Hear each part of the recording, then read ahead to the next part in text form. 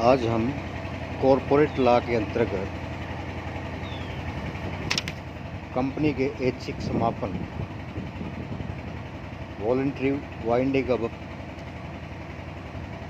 के अध्ययन करेंगे।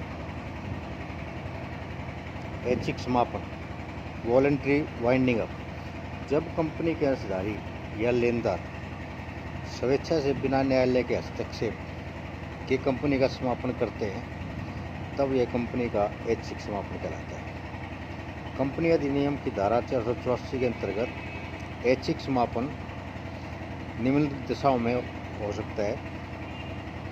नंबर 1, जब कंपनी के अंतर्नियमों द्वारा निर्धारित अवधि समाप्त हो अथवा किसी घटना विशेष के घटित होने पर कंपनी का समापन होना हो और वह घटना घट चुकी हो, तो कंपनी के साधारण सभा में इस आशय का एक साधारण प्रस्ताव स्वीकार कर लिया गया। दूसरा, यदि किसी अन्य कारण से कंपनी ने इस आशय का एक विशेष प्रस्ताव स्वीकार कर लिया हो कि कंपनी का ऐच्छिक समापन कर दिया जाए। ऐच्छिक समापन के प्रकार, types of voluntary winding up. ऐच्छिक समापन दो प्रकार से हो सकता है। सदस्यों द्वारा ऐच्छिक समापन, मेंबर्स वॉलंटरी वाइंडिंग अप। सदस्यों द्वारा ऐच्छिक समापन के लिए निम्नलिखित दो शर्तों की पूर्ति आवश्यक है। नंबर 1, शोध क्षमता की घोषणा, डिक्लेरेशन ऑफ सॉल्वेंसी।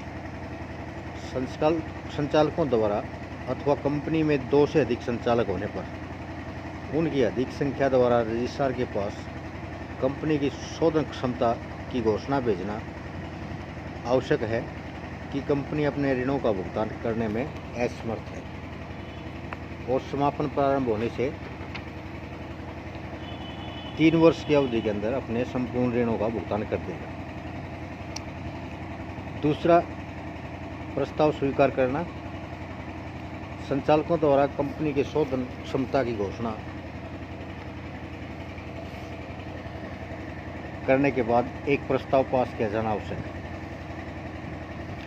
सदस्यों द्वारा ऐच्छिक समापन प्राय एकीकरण, अंतर्लयन और पुनर्गठन के लिए किया जाता है। ऋणदाताओं द्वारा ऐच्छिक समापन, क्रेडिटर्स वॉलंटरी वाइंडिंग अप।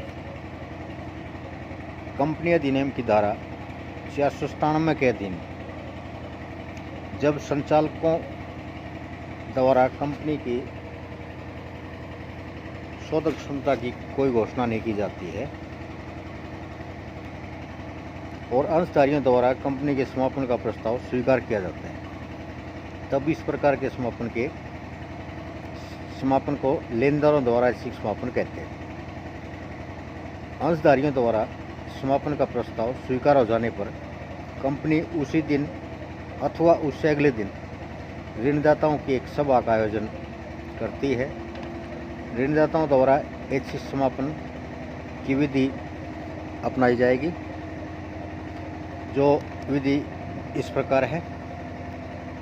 सबसे पहले सर्वप्रथम कंपनी की साधारण सभा में कंपनी के समापन का प्रस्ताव स्वीकार किया जाता है।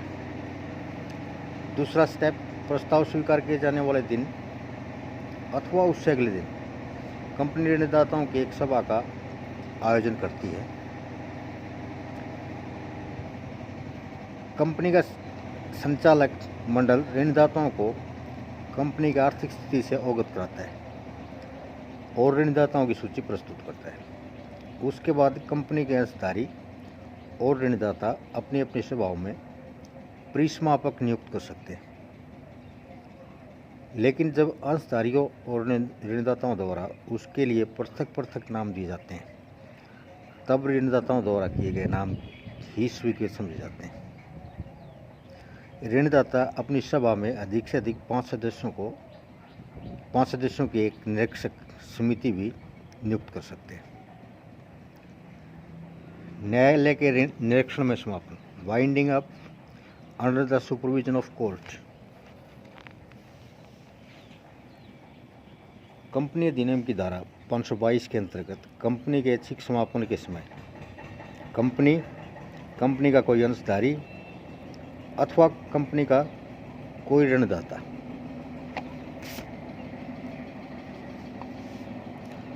न्यायालय में इस आशय का प्रार्थना पत्र दे सकता है कि उसके द्वारा लगाए गए प्रतिबंधों के अधीन समापन कार्य किया जाए। इस आदेश का प्रभाव